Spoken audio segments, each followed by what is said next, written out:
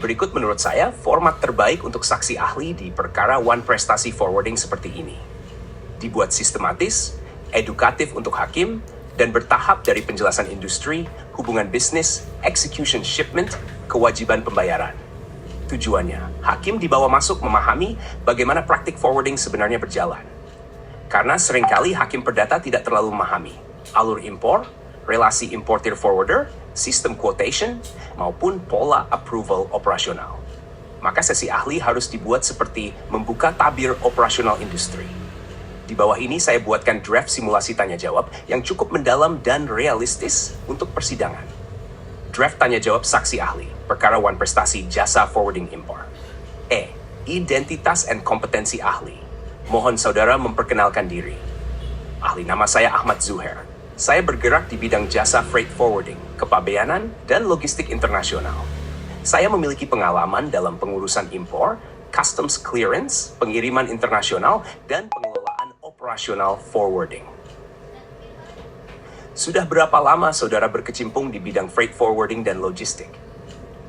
Kurang lebih dari tahun, baik sebagai profesional maupun sebagai pelaku usaha di bidang freight forwarding dan jasa kepabeanan.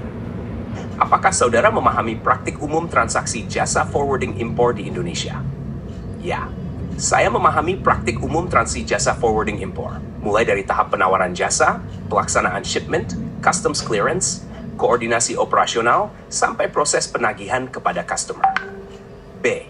Penjelasan dasar tentang forwarding.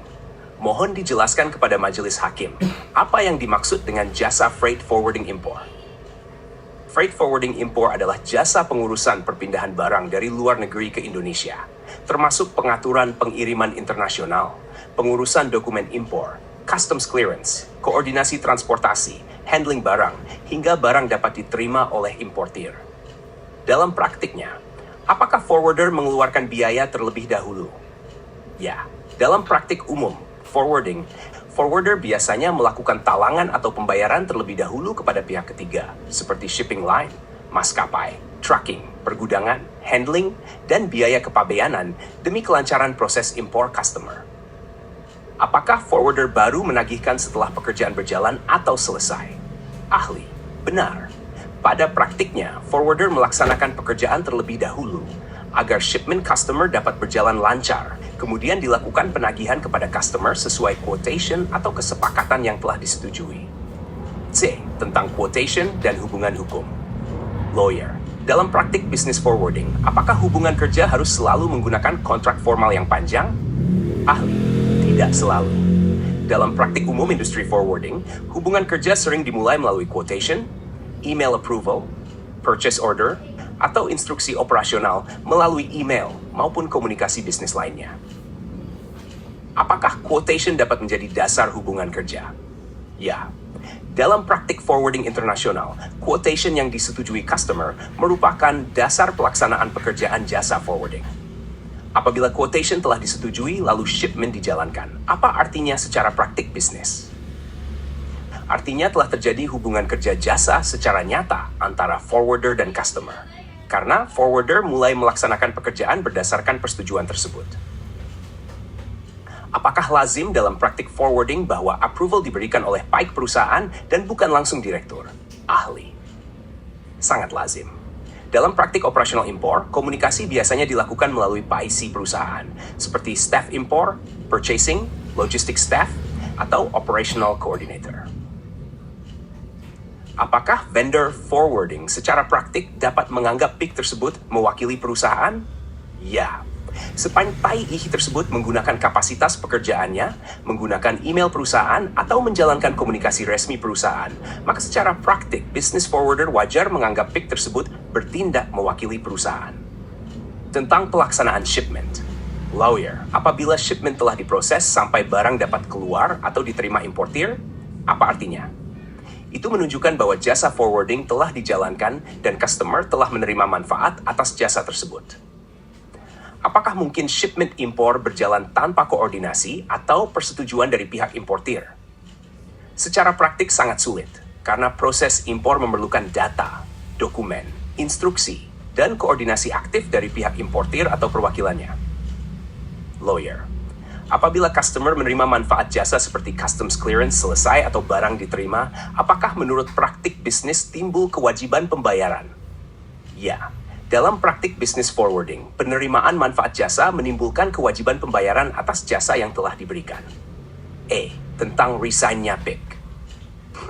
Bagaimana jika kemudian PIC perusahaan resign, lalu perusahaan menyatakan tidak mengakui transaksi tersebut?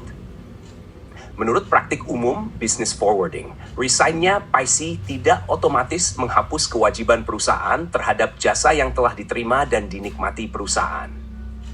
Mengapa demikian? Karena hubungan jasa dilakukan untuk kepentingan perusahaan dan manfaat jasa diterima oleh perusahaan, bukan untuk kepentingan pribadi PIC. Apakah pergantian karyawan lazim terjadi dalam dunia usaha? Sangat lazim. Lawyer.